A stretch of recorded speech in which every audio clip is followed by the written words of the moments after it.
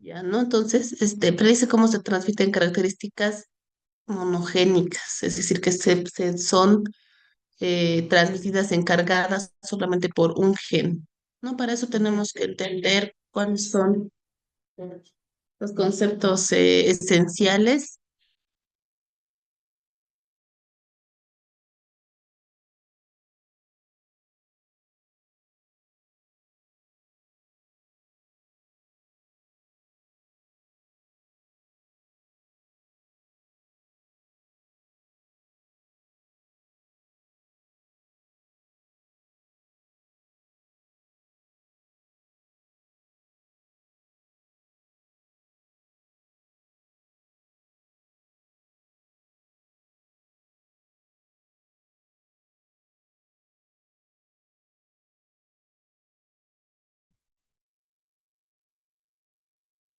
Entonces, algunos conceptos esenciales para que entendamos esto es, bueno, el cariotipo que ya hemos ido viendo qué es, ¿no? Ese es el conjunto de todos los cromosomas de una célula que lo van a ordenar el momento de hacer este estudio, ¿no? Según el tamaño, la forma y la estructura, formando todos los 23 pares que tenemos. Ah, el cromosoma ya sabemos que es una estructura formada por ADN, ¿no? Cuando se llega a compactar y se forma el cromosoma, y junto con proteínas, ¿no? Y tiene múltiples genes organizados linealmente en los locus, que es la ubicación física precisa de un gen en un cromosoma, ¿no? Y cuando hablemos de plural, entonces se puede denominar loci.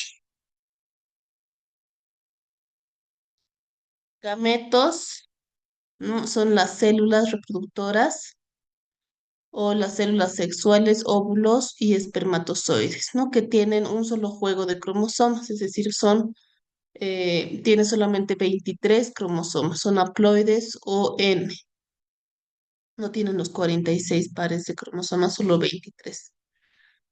Las células somáticas es el resto de las células de todo el organismo que sí tiene los dos juegos de cromosomas, es decir, diploides 2N, y cada juego sabemos que es procedente de un progenitor, ¿no? Esa es la diferencia principal entre estos dos tipos de células, células somáticas, células germinales o células sexuales.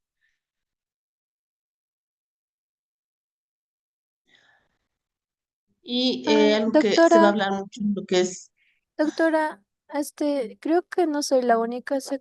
Parece que cuando estaba explicando, usted estaba en silencio y creo que nadie le escuchó la clase y después volvió otra vez las diapositivas. No sé si podría explicar desde el principio, por favor.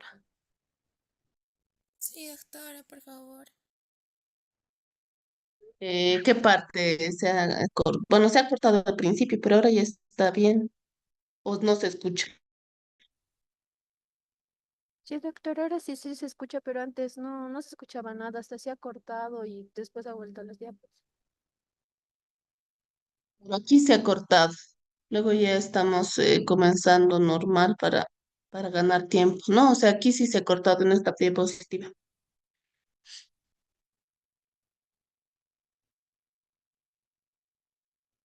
¿no? Sobre la introducción y luego ya hemos pasado a los conceptos esenciales. ¿Eso se ha escuchado? Que está ahí, ¿no? O sea, descrito todo lo que estamos viendo y repasando, porque esto ya lo hemos visto, ¿no? Es solamente algo que estamos repasando para poder avanzar en lo que es herencia mendeliana. Conceptos nuevos es ¿no? Este justamente el de la segregación, que sí es algo diferente,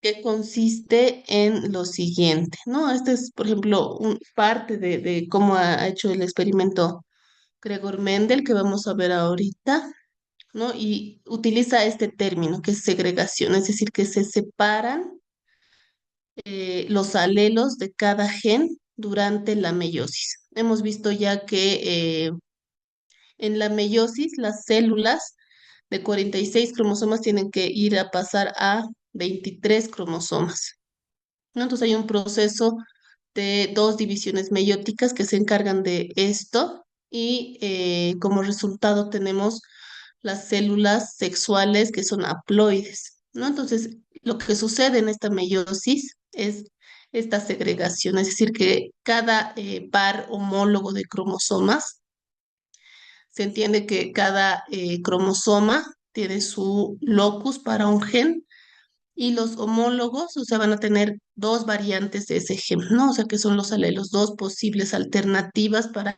cada gen y durante la meiosis estos dos alelos se separan, es decir, uno va a ir a una célula sexual y el otro a otra célula sexual.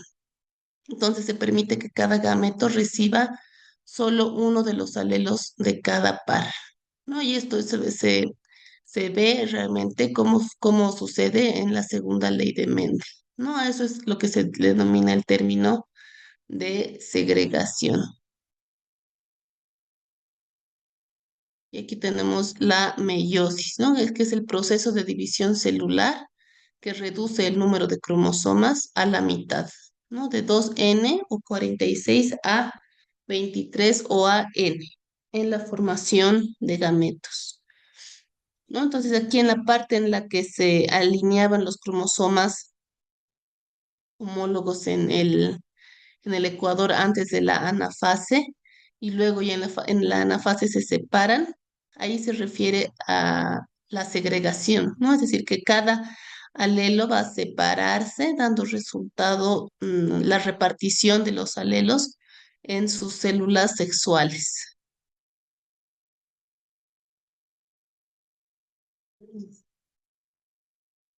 Y lo que se usa para hacer, ¿no? O sea, cómo es que ha experimentado Mendel justamente esto, es con estos cuadritos, ¿no? Que se llaman el cuadro de Punnett, que vamos a ver cómo funciona, ¿no? O sea, aquí tenemos un cuadro de Punnett que es de esta manera, ¿no? En un extremo, en todo lo que son las líneas horizontales, tiene los alelos, ¿no? Sabemos que tenemos dos alelos por cada célula somática. Entonces aquí representa las dos letritas, los dos alelos, es decir, las dos alternativas de un gen de un progenitor, ¿no? Digamos del padre. Y en la línea vertical igual tenemos los dos alelos, las dos variaciones posibles que tiene ese progenitor, en este caso digamos la madre, y luego se hace las posibles combinaciones que pueden tener para para su descendencia. ¿No? Es decir, entendiendo que en el momento de la fecundación, estos dos alelos que tienen los progenitores van a combinarse, entonces va a combinarse de estas dos maneras posibles, ¿no? Digo, de estas cuatro maneras posibles, B con B grande, y de esta manera se hace lo que es el cuadro de Punnett, ¿no? Con gametos en filas y columnas y predice la proporción genotípica, ¿no? Es decir, hacer este tipo de ejercicios cuando se trabaja con herencia mendeliana permite predecir cómo van a ser cuál va a ser la descendencia de, del ser vivo que se está estudiando, ¿no? Entonces nos va a predecir qué proporción genotípica, hablando de genotipo, es decir, de los alelos que va a tener en sus células la persona, y de fenotípica también, es decir, de las características que se van a observar, justamente entendiendo lo que va a ser dominante y recesivo, ¿no? Entonces aquí tenemos dos individuos que están ambos con sus células, con sus dos variantes del gen, ¿no? O sea, aquí entendemos que son organismos o células somáticas. Como en todas nuestras células tenemos 46 cromosomas, aquí está así, es decir, tienen 23 pares, cada uno con sus dos posibles versiones de alelos. Cuando se produce ya la meiosis para producir células reproductivas, entonces estos alelos se van a separar, ¿no? Y por lo tanto vamos a tener estas dos opciones, tanto en el padre como en la madre. Y cuando se produce la fecundación, como está aquí, entonces ya se van a dependiendo qué tipo o sea, qué célula sexual con qué alelo se fecunde a qué óvulo, vamos a tener las diferentes variaciones, ¿no? Entonces sí nos sirve para predecir la proporción en porcentajes genotípica y sirve para poder determinar ciertos tipos de patologías que son de carácter monogénico, ¿no? Es decir, que se manifiestan y ocurren solamente si hay un gen alterado. A eso se refiere monogénico. Y aquí hablamos de dominante, que va a estar siempre con letra mayúscula, recesivo en letra minúscula. Y hay cuando una generación P que dice aquí es la parental, y sus generaciones, su descendencia, va a estar como F1, la filial 1, luego la filial 2, 3, así sucesivamente, dependiendo qué tipo de generación vaya a ser la que se está estudiando. Aquí, para recordar, heterocigoto ya sabemos qué es, ¿no? O sea, son individuos con dos alelos diferentes para un gen en un locus específico. Y cuando hay heterocigotos, sabemos que va a haber una característica dominante y va a haber, por lo tanto, esa expresión del dominante hacia el recesivo. Homocigotos son individuos con dos alelos idénticos para un gen en un locus específico y se puede entender que son de línea pura, ¿no? Es decir, tienen dos alelos idénticos, esto sí podemos decir que son líneas puras y pueden ser dos dominantes o dos recesivos. Mm. Bueno, entonces aquí tenemos lo que ha hecho Gregor Mendel, ¿no? El monje que ha podido hablar ya, iniciar, hablar de factores, ¿no? Que luego ya se han denominado genes y hasta lo que ahora es la herencia mendeliana. Él ha estudiado en estas plantitas, ¿no? Que son los guisantes o las arvejas, y lo que él ha visto son varias características, ¿no? En cuanto a la semilla, por ejemplo, la forma, el color de la semilla, en cuanto a la flor, igual el color de la flor, la forma de la vaina y el color y el tallo, ¿no? El lugar donde aparecen y el tamaño del tallo. Él ha visto estas características, ¿no? Que ya sabemos que son los fenotipos, lo que estamos observando, y él ha trabajado con estas plantas, ¿no? Que tenían principalmente un ciclo vital corto, es decir, las sembraba y germinaban rápidamente. Era una autofecundación natural, ¿no? Entonces, ha podido él trabajar también haciendo esta autofecundación para garantizar realmente qué tipo de plantas estaba estudiando y haciendo los cruces. Y ha usado variedades puras, ¿no? Es decir, con caracteres contrastantes y fácilmente identificables, que eran estas 7 características que él ha estudiado en sus plantas. Entonces, habiendo hecho estos experimentos, él ha podido escribir su texto con, con 3 principios, ¿no? Que se han llamado la primera ley, segunda ley y tercera ley de Mendel. Ah. La primera ley de Mendel entonces nos habla del principio de la uniformidad. Él ha cruzado, o sea, 2 plantas puras, ¿no? Es decir, al decir puras entendemos que van a tener, van a ser de carácter homocigótico, ¿no? O sea, 2 líneas puras, donde él ha visto aquí, como está en el ejemplo, el color de la semilla, ¿no? O sea, aquí tenemos un grupo parental, digamos, un progenitor de color verde y otro de color amarillo. Entonces él ha cruzado estas 2 semillas y ha podido ver que en la F1 todas las semillas eran idénticas, ¿no? En genotipo y en fenotipo. Bueno, en fenotipo sí, porque vemos que todas las semillas tienen el A mayúscula amarilla, entonces entendemos que todas van a ser amarillas. Por eso él ha llamado a esta primera ley como con el principio de la uniformidad, que cuando se cruza dos organismos homocigóticos puros, entonces su F1 van a ser el 100% descendencia va a ser con el mismo fenotipo y el mismo genotipo, donde el alelo dominante, aquí ya he hablado de lo que es dominante, o sea, hay una característica que va a dominar a otra característica que no se va a expresar, ¿no? Entonces, aquí sí se habla de ya dominante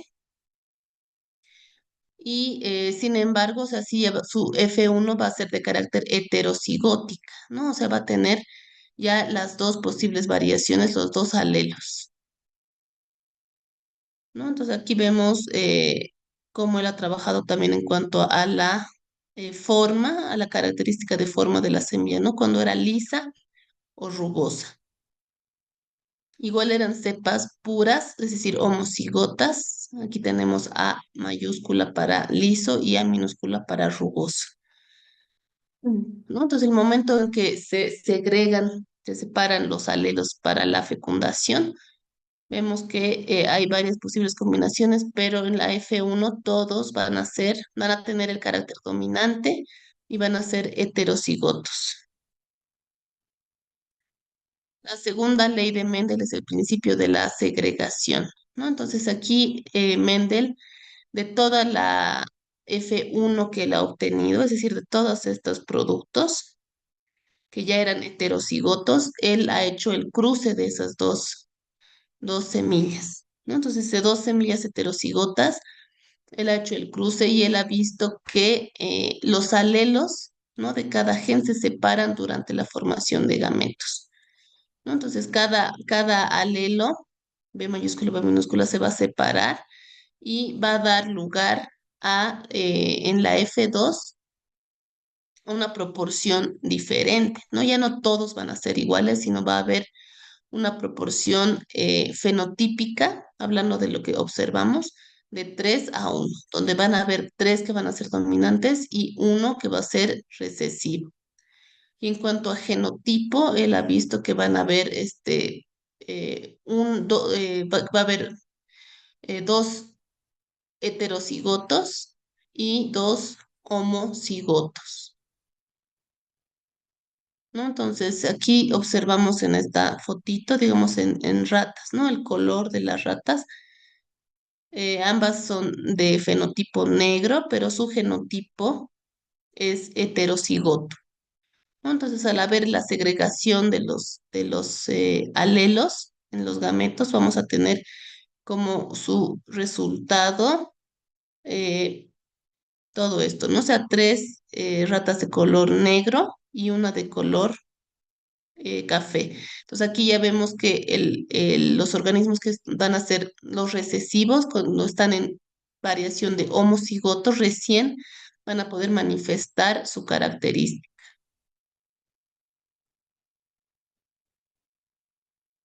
Y la tercera ley de Mendel, que nos habla de la transmisión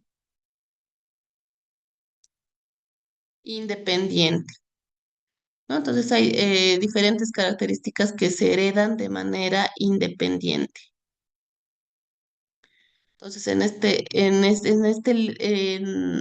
hacer este experimento, Mendel ha trabajado ya con más características, ¿no? Entonces, vamos a ver que los genes ubicados en diferentes cromosomas se heredan de forma independiente, ¿no? Es decir, no se heredan juntos de manera independiente, es que cada alelo de un gen va ir en el momento de la segregación hacia, de manera aleatoria, hacia una célula sexual o hacia otra célula sexual, ¿no? Entonces, eso quiere decir este tipo de que cada alelo va a dirigirse de manera aleatoria o independiente hacia una célula y el momento de la fecundación, entonces, cuando se cruzan estos organismos que ya son, estamos hablando de varias características aquí, por eso están A y B, ¿no? Las dos letras, entonces se obtiene una proporción fenotípica,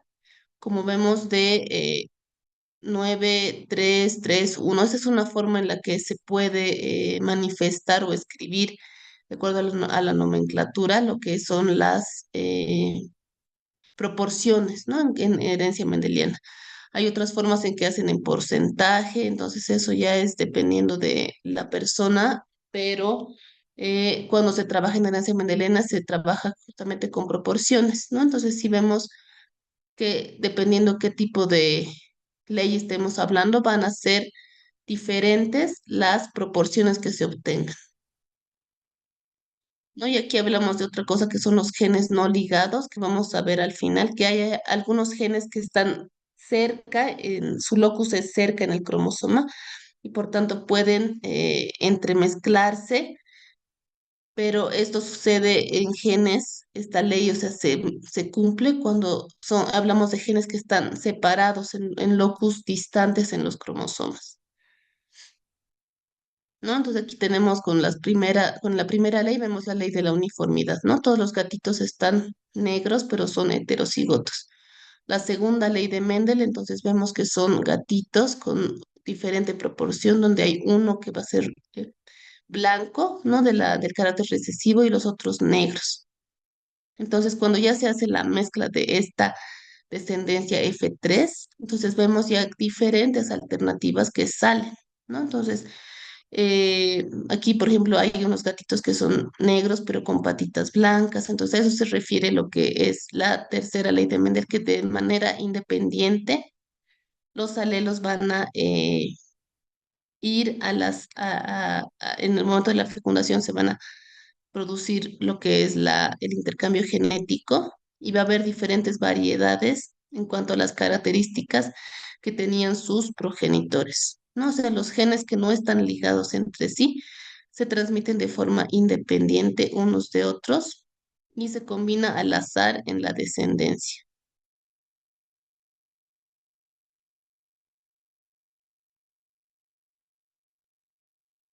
Y hablando ya de lo que son los genes dominantes y genes recesivos. ¿No? Entonces, dominante nos quiere decir que, que es una expresión fenotípica que va a manifestarse justamente en el fenotipo, ¿no? Entonces, si es que es un homocigoto, es decir, los dos dominantes se va a manifestar, y si es heterocigoto, ¿no? Entonces el dominante va a opacar al recesivo y se van a manifestar de igual manera, aunque solo tenga una copia solo tenga un alelo dominante, ¿no? Entonces enmascara al alelo recesivo y se representa por las letras mayúsculas. Los genes recesivos, ¿no? Entonces solo se expresan fenotípicamente cuando se encuentran en condición homocigótica, ¿no? Es decir, cuando los dos alelos van a ser recesivos, recién se puede manifestar esta característica en fenotipo. ¿No? Entonces, cuando no está en presencia del alelo dominante, sí se puede manifestar cuando el otro alelo es recesivo y está representado por letras minúsculas.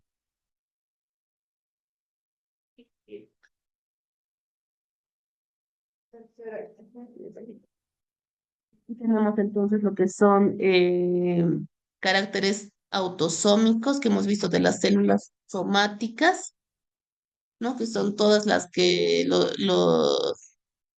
de los 23 cromosomas, o sea, los 22 pares que no son los sexuales son cromosomas son características autosómicas, ¿no? Entonces ya se habla igual de una herencia ligada al sexo cuando tenemos caracteres ligados al sexo, es decir, a los cromosomas sexuales solamente, ¿no? Que es otro tipo de herencia que también se estudia, es la herencia ligada al sexo de algunas patologías que se transmiten con genes que se encuentran en estos cromosomas. Y tenemos una herencia, sí, podemos pasar a esto, ¿no? Herencia autosómica dominante, aunque no, el día viernes podemos ver esto, ¿no? Lo que es la herencia autosómica dominante y les iré pasando las diapositivas de esto, ¿no? Eso vamos a ver el día viernes, ya cómo es que se manifiesta en los patrones que son los árboles genealógicos.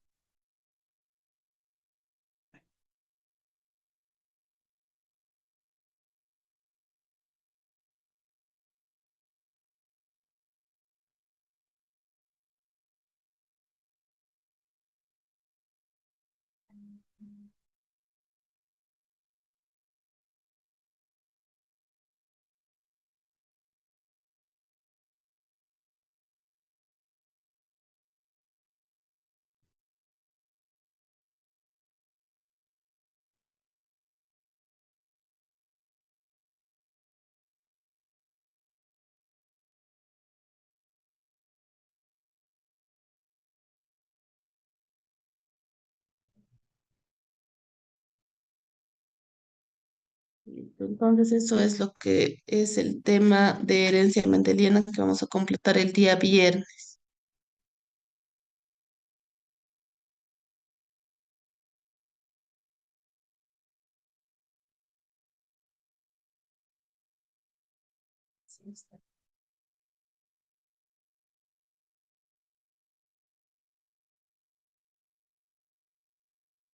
¿Tienen alguna pregunta, chicos?